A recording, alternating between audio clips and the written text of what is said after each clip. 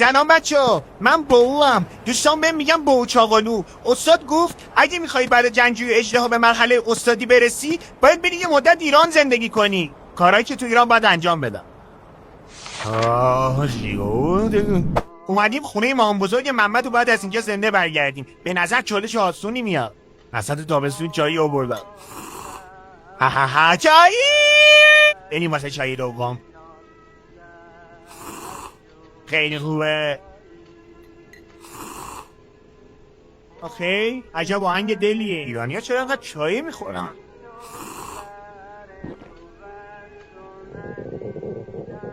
وای دستشویی کجا؟ ریخ وای دارم میام. ماما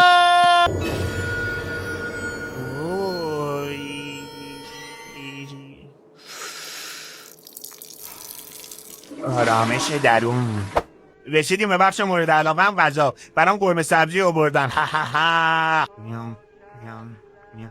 بهترین غذایی بود که خوردم. میشه خوله دیگه برام بکشی؟ آی خدا، فکر کنم یکم زیاده روی کردم.